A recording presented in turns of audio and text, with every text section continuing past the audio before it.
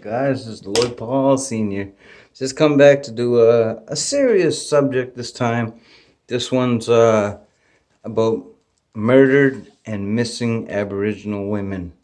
That's friggin', we gotta protect the sacred, and we gotta have to find a way to protect. Look at the thousands. I couldn't believe when I seen the board of how many Native American women go missing. I'm like, what? I was like, that's not even cool, man. I was like, like not fair, not cool. How come they're not being protected? They should have a little tracking device somewhere, somehow, embedded into them or into clothing. No, they could cut their clothes off. There's gotta be a way to protect our women. I got the eagle feather up for this serious subject, because man, I watched a show on missing and murdered Aboriginal women, and it really bothered me because I know one of my good friends was my neighbor. That we were actually, her name's Tanya, and this is for her too, also, and all the others all across Canada. Canada, it's a big problem. In the States too, I guess. They seem to always turn a blind eye. That Picton dude got away with I don't know how many, 90? Like, man. And then there's other dudes that thinking, that's easy. We gotta friggin' fight that. You know what? And I am holding this feather because this is a very serious subject.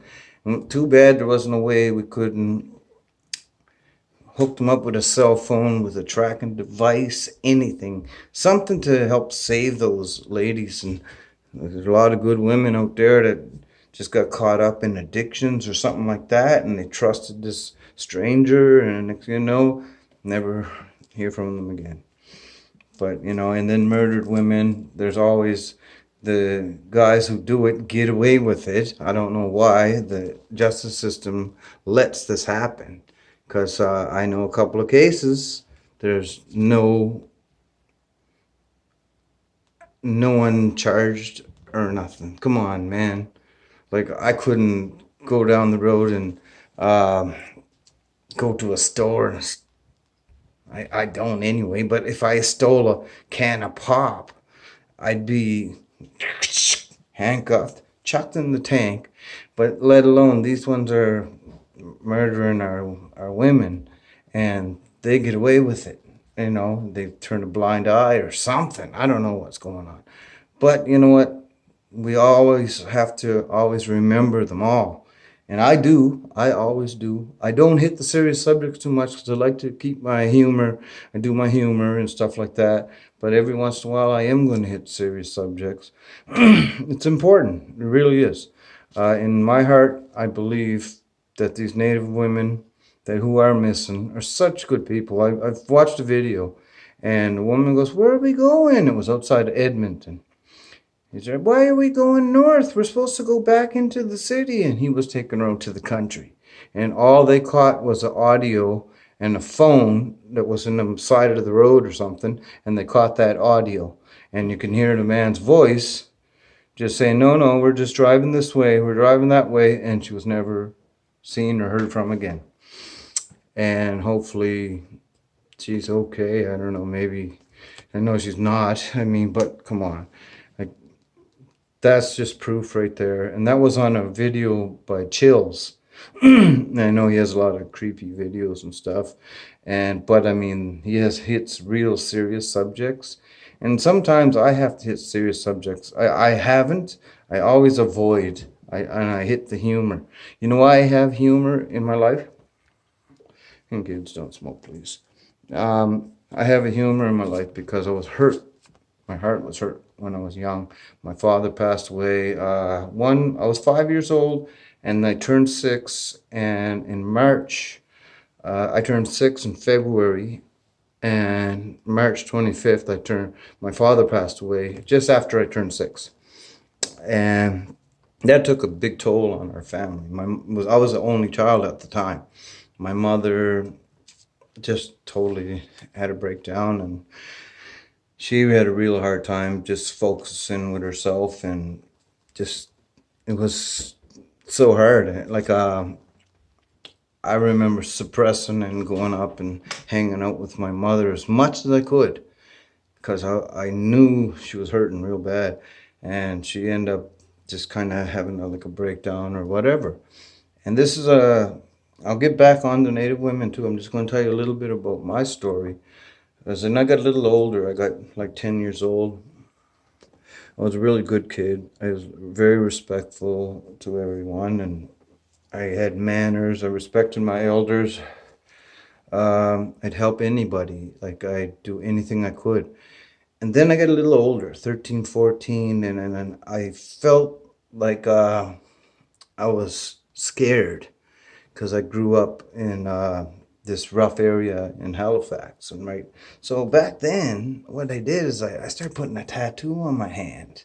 I said, oh, maybe they'll be a little scared of me if they see the tattoo because I'm scared to pieces of all these bullies. Because I used to get bullied a little bit too when I was young. It was really, really hard. And I was at 13 years old. We were living on the, 14th floor, which truthfully was the 13th floor because below us was 12 and above us was 15. So actually, if you think of it, there is no 13th. There is a 13th floor. It's really the 14th floor. And that's the floor we lived on, the 14th floor. And I used to like spit off the balcony. And that's in South Park Street in Halifax. And times were friggin' rough, man, back then. It was I remember, man. And then next thing you know, I decided to move to my aunt's house in Indian Brook. And, it was a rough res back then, back then it was rough. And I had to learn to, like, try not to be afraid of everything, because just got out of the city and all this crazy stuff was going on in the city. There was a young kid that was harmed real bad down at Point Pleasant Park. And there was I remember everybody had to be in before dark for kids anyway. Like there was like a, what do you call that? Oh, curfew sort of thing for kids. So I stayed in the house a lot. Then I moved to my aunt's and everything was fine and dandy, but I started having anxiety, and I think it was that my anxiety came from trying to be strong for my mother. Like I was trying really hard to be strong, and everything's cool. I got your back, Mom. But deep down, I was just a scared little kid, really, man. And so I just started. I didn't know what to do. I ended up sneaking in to the beer, like my uncle's stash. He had stash, right, and I grab two of them and I go downstairs and I try to drink them fast because I didn't want to get caught, and I guzzled them, and then next thing you know I felt I ain't scared. I don't care. Yeah. And that was kind of like the beginning of my addiction. And I don't blame my father for being sick. He was only 29 years old and he was diagnosed with lymph node sarcoma.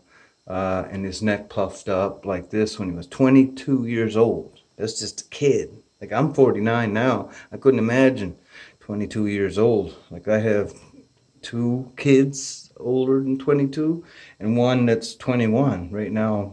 Just imagine that age being told you got 6 months to live. And my father said, I just had a kid and I was only 2 months old when he found out he had cancer or something like that. And my mother could tell me the stories real good. But I ended up taking the wrong road. By the time I was 16, I was drinking and I was sampling all these stupid stuff. Bad move, bad mistake, but it was just, I don't want to blame my past for my childhood, but it was me just trying to block the pain, because when I drank or something, it felt like it was taking the pain, but when the next day I was shaking even more. When I was like 15 or 16, I started hyperventilating, having panic attacks. Not knowing why. I think it was just so much craziness going around in my life. And I never spoke about it too much. We went to psychiatry and we talked to them. They asked me why did I want to jump off the balcony. I told them I don't know. I was just trying to balance myself up there on the 13th floor. 14th floor supposed to be, but I kept her going. But anywho, guys, I think my phone is running low. Back to, okay, and then anyways, I kind of got real bad between the 17, 18, 19, 20, and it is what it is, man. And a lot of our family, they all went to school and everything. I'm so proud of my cousins for staying in school and understanding what I went through. And I'm not pulling the pussy card, excuse my language, but like I'm not trying to say, hey man, I want to give you guys a sap story, you know, a sappy story or nothing like that.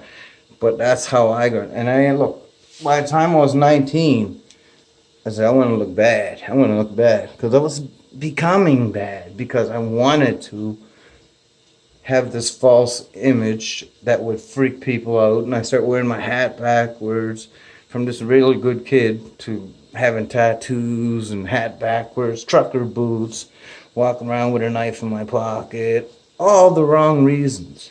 And it's like if you have these problems as a child, nowadays we got resources that you can talk to the elders, you can talk to people and get out there and do it. Talk to those people that will help you. And if you want to talk to me, I will talk to you too. And I want to thank you all for hearing me out. It's hard for me to bring up because I suffer anxiety, and then I turned into a bad alcoholic. I got in my early 30s and I started using hardcore drugs, and I went off on that for a while and nothing good came of it. Nothing. I think I hurt my stomach. It's okay. I'll survive. But I mean, I just want to let you guys know, man, I'm here for you guys. If you guys ever need to talk or anything, like if I'm not busy, I'll talk with you guys. Because, man, we're living that. And then the missing women and murdered women that no one's investigating. Come on, guys. Come on. The cops or whatever should look a little bit harder. Because I know there's some warrior society boys or some, like even the straight up thugs on the street would rather investigate and say, hey, man, I was going to try to friggin' pull a few tricks to get them all talking against each other, and I don't know, man, how I could do it, right? So I was trying to come up with these ideas to try to help the Native women. I was like, man, or get the ones that killed my friend, Tanya. I was like, you know what? I'm going to friggin' go up to the city myself, and I'll friggin' go talk to these main dealers or whatever, you know? But, oh, man, I thought my phone's going to die. My phone is really going low. We got to protect it. Protect the sacred. The women in our lives matter in the Mi'kmaq and all Aboriginal cultures. Take care. This is Lloyd Paul Sr. on a serious subject, and I know I just do silly humor. Please, thank you. I don't even know what else to say, but thank you for all your support. I'm at 688 subscribers. I could tell you guys some real wicked, cool stories and scary stories too. No lie. But I got to get to that 1,000 mark so I can make a few dollars, right? Because I've been living on welfare and disability now. I'm on. So, but anyways, guys, I'm just going to get off this subject now. It bothers me. Native women, all the way. Let's protect them. Find a way to protect them. Friggin' put something in their stash so it's like a tracking device or something, you know? We got to protect them. And you know what? Someday I'm going to write a book about my story because my story went really deadly. There's like 10 of us in my age group that we hung out. There's only 3 of us left. And I'm not that old. Okay? It's like I'm 49 and I have a lot to say. And I was intoxicated for a whole year now. And because I didn't know how to deal with all the pain that I've been living with. But anywho, I'm not going to continue on right now. I will maybe do a follow-up. Let's protect our women. And thanks for hearing me out a little bit about my story. Got to hit the serious subject every once in a while. My doctor and my lawyer, they wanted me to write a book, right? Because I do have a story to be told. I remember being handcuffed and tied up by the cops, and I was bit 9 times, like totally, while I had handcuffs behind my back, and the police officer had his boot on the back of my head, the canine officer. He ended up getting bad karma, lost his job, all kinds of things that bad happened to him after that. Because I bet you the eagle was flying over, looking down, and probably shedding a tear. And you know what? Much love. Thanks for hearing me out. This is Lloyd Paul Sr. Yes.